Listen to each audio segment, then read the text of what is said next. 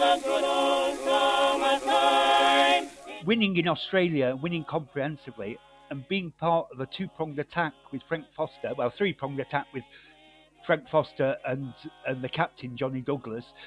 I don't think I think only twice have England won 4-1 in Australia since.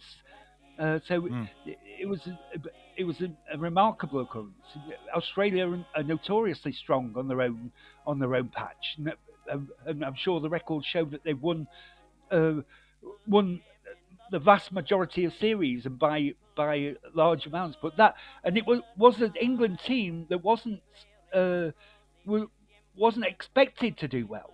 There were only a few of the players had been to Australia before, Barnes being one of them. Frank Foster hadn't been, but he came in on the back of a wonderful season for Warwickshire, where he'd done the double of 1,000 runs and 100 wickets, and Australia suited him. Johnny Douglas became captain by default when the Plum Warner, the original captain, became ill on the tour. So Johnny Douglas and him being a bowler sort of gave him a bit of knowledge of what bowlers needed, and he was also an excellent sportsman who'd won a gold medal at the Olympics in 1908.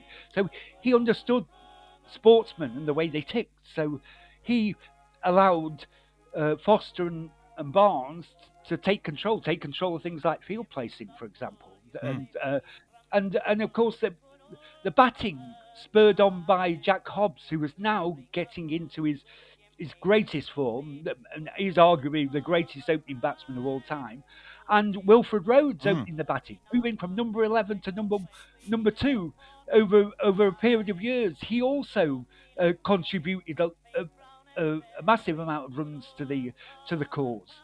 So it was a tremendous performance, and at the end of that series, yes, Barnes was considered the greatest bowler in the world by Australians as well as English people, and obviously he was to further cement that in the few years later, in the coming years.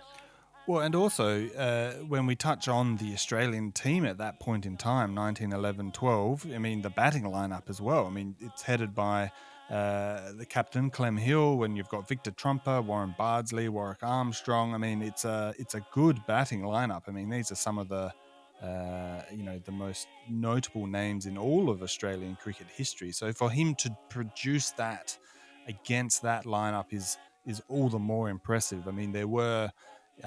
You could argue that the Australians were slightly distracted from what was happening in the boardroom at the time, certainly Clem Hill, which is another story we don't need to stress at this point in time.